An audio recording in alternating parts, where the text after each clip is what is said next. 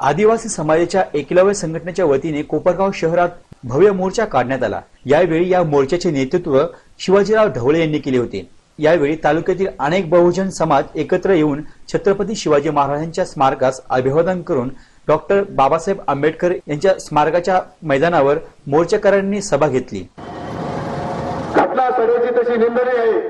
या सर्वांना माहिती आहे आमच्यावर अन्याय झालेला आहे, आमच्या भगिनीवर अन्याय झालेला आहे। एवढ्या उन्हात 40 डिग्री सेल्सिअस मध्ये कोणी बसू शकत नाही। 1 तासापासून आमचे बांधव बसलेले आहेत। पोलीस प्रशासनाने काय केलं, शासनाने काय केलं? अॅट्रॉसिटीचा गुन्हा दाखल झाला। अॅट्रॉसिटीचा गुन्हा आम्ही दाखल केला नाही। अॅट्रॉसिटीचा गुन्हा एखाद्या महिला आदिवासी असेल, एखादी दलित महिला असेल, तिचा जर विनयभंग झाला तर ते शासनच तो गुन्हा दाखल करतं। तो गुन्हा दाखल झाला, आरोपीला जामीन झाला। कोणीतरी येतं या गावात म्हणतं अॅट्रॉसिटी घटनेला कायम आहे, कुठे घटना आहे, कायदा काय तुम्हाला कळतो? तुम्हाला जामीन झाला म्हणजे तुम्ही मुक्त झाले नाही। कोर्ट जोपर्यंत तुम्हाला निर्दोष साबित करीत नाही तोपर्यंत तुम्ही मुक्त झालेले नाही।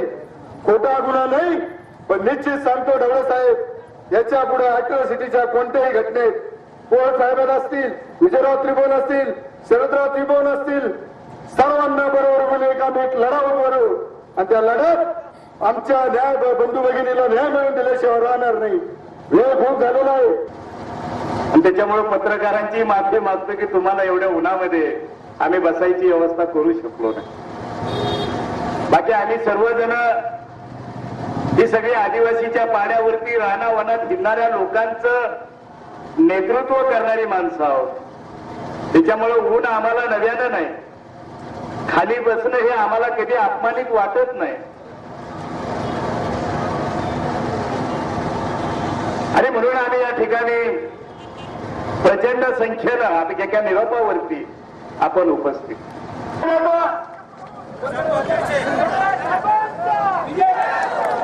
100 फुटाहून गलोरीचा खरा जातो। आमच्या दंडुक्याचा कधीही संबंध येऊ शकणार नाही। लोकशाहीला मानतो, कोपरगावच्या सर्वसामान्य माणसाचा याच्यात दोष नाही। म्हणून आम्ही लोकशाहीच्या सनदशील मार्गाने निवेदन तिथे येऊन घेऊ। पण आम्हाला वाईट याच्यासाठी वाटलं की काही लायकी नसणारे लोक छत्रपती शिवाजी महाराजांच्या पुतळ्यासमोर फोटो काढतात आणि आम्ही दंडुका मोर्चा काढू म्हणतात। कोण आहे ते लोक? वाळू तस्करी करणारे, चोऱ्या पाण्या करणारे,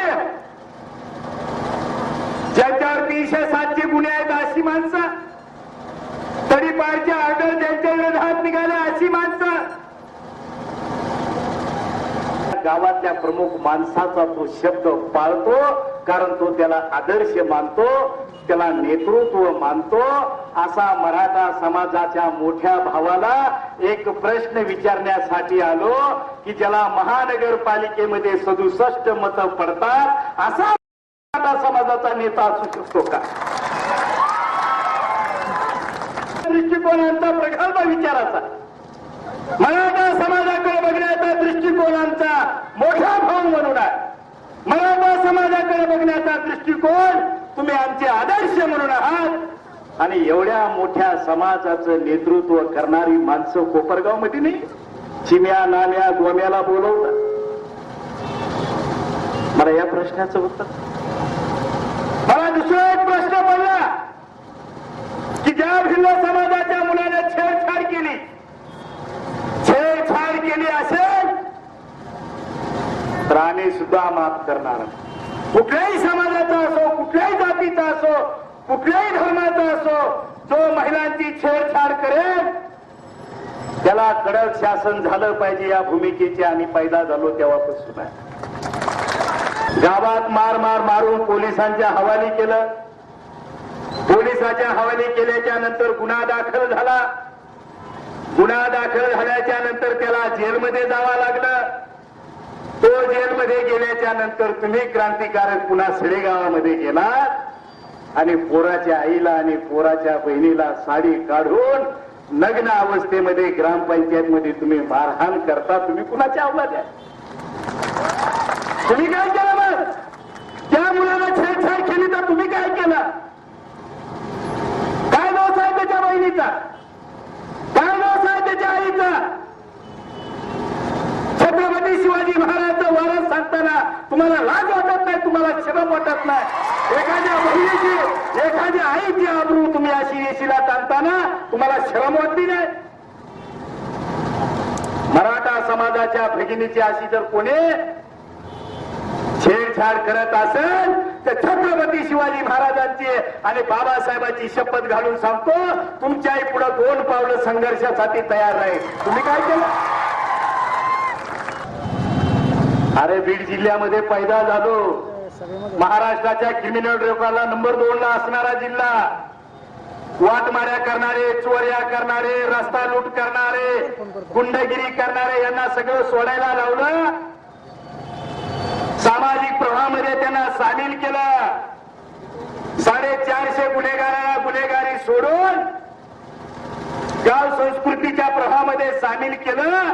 अशा सगळ्या गुंडांचा मी अध्यक्ष आहे. झाल्यावर तुम्ही मला दंडोके मोर्चे, मला दंड केला. त्याने दंडोके मोर्चे काढून कोणाचं ग? ज्याला 67 मतं पडली त्या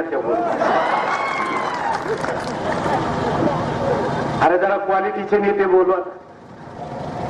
आम्ही म्हणलं ना, आम्ही कोपरगाव मध्ये येणार तर येणारच. प्रेम भिल्लासारखं बाणावरती खेचलेलं, मातीमध्ये उगून सुद्धा मेघापर्यंत पोहोचलेलं. आणि तुम्ही आम्हाला दंडोके सांगताय?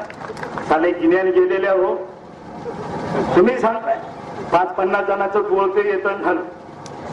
अरे काय सांगू तुम्हाला, आम्ही शिक्षणात बुद्धिमत्तेची लढाई हारू इथपर्यंत आम्ही मान्य करू. आम्ही निवडणुकीत तुमच्या विरोधात पडू, हारू इथेही मान्य करू. आम्ही पैशाची लढाई हारू इथेही मान्य करू. 2-2 हाताची. इतिहासातही हरलो नाही, आजही हरणार नाही आणि भविष्यात हजारो वर्ष 2-2 हाताची लढाई आम्ही कधी हरणार नाही. आणि म्हणून अशा धमक्या आम्हाला देऊ नका, कारण मराठा समाजाचं आमचं पवित्र नातं या कोपरगाव मध्ये आहे. ते वातावरण कोणी बाहेरचा चिम्या गोम्या नाम्या येऊन दूषित करणार असेल तर आम्ही ते खपवून घेणार नाही. आणि म्हणून कशाला अफवा पसरतात? त्या आकड्याची खोट्या कायद्या अक्कल होतं. तुम्हाला माहित आहे, पोलिसाला विचारा, पोलीस आहेत आमचे समोर, अधिकारी आहेत. एखादी दलित महिला असेल, एखादी आदिवासी महिला असेल, तिचा विनयभंग झाला तर आपोआप पोलिसांना अॅट्रॉसिटी दाखल करावा लागते. अॅट्रॉसिटी दाखल करा म्हणण्याची गरज नाही, आम्ही मागितली नाही, त्यांना करावं लागते ती कायद्याची प्रोसिजर. एखाद्या दलिताचं, एखाद्या आदिवासीचं घर कोणी पेटून दिलं तर 436 गुन्हा दाखल होण्याबरोबरच आपोआप अॅट्रॉसिटी लागते. कोणी मागणी करण्याची गरज नाही.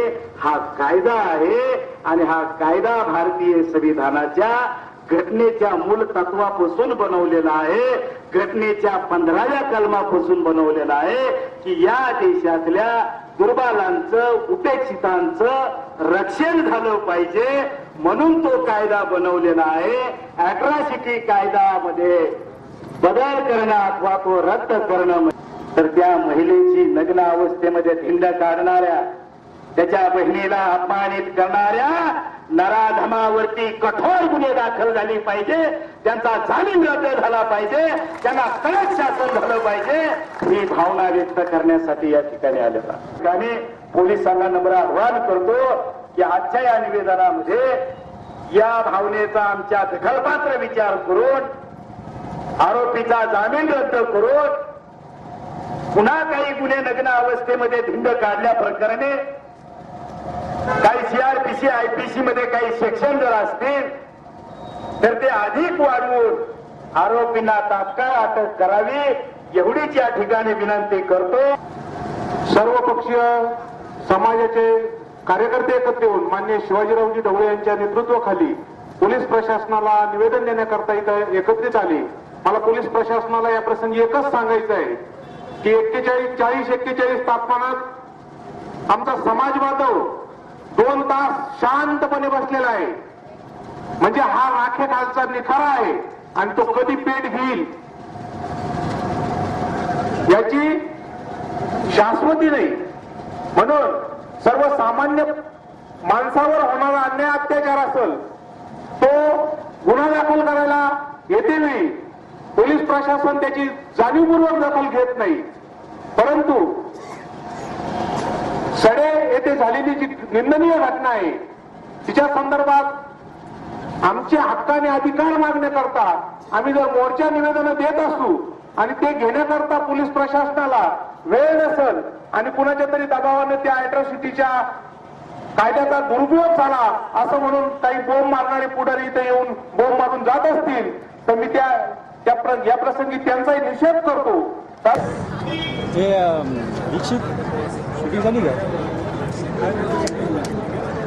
गावामध्ये एका आदिवासी मुलावरती विनयभंगाचा गुन्हा दाखल झाला.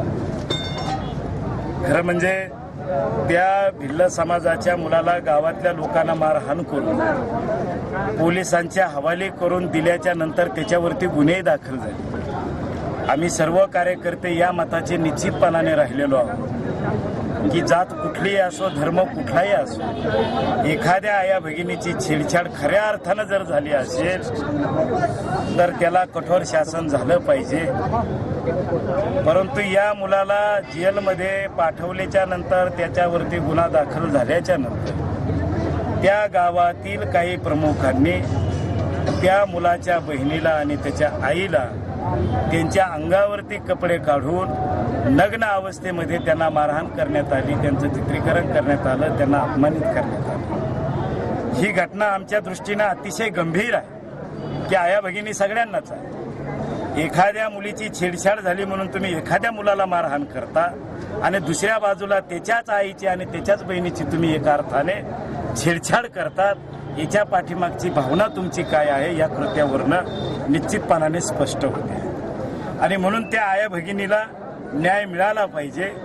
त्यांना जे तुम्ही अपमानित केलं, नग्न अवस्थेमध्ये गेली 3 तास गावामध्ये ठेवलं, नग्न अवस्थेमध्ये धिंड काढणे कायद्याने कुठले सेक्शन लागतात ते पोलिसांना लावावीत आणि संबंधित नराधमावरती कठोर कारवाई करण्यात यावी या मागणीच्यासाठी लोकशाहीच्या सनशील मार्गाने आजच्या या मोर्चाचं आयोजन केलेलं होतं. या संदर्भामध्ये प्रशासनानं गंभीर दखल जर नाही घेतली तर येणाऱ्या काळामध्ये हे आंदोलन या तापमाना एवढंच तीव्र स्वरूपाचं करण्यात येईल हा इशारा देण्याच्यासाठी आज संपूर्ण संघटना मिळून या ठिकाणी इशारा देण्याच्यासाठी आम्ही सर्वजण आलो. दंडोका मोर्चाचे महाराजाच्या पुतळ्यासमोर दंडुके मोर्चे काढून प्रति आव्हान दिलं हे खरं तर मूर्खपणाचं आहे.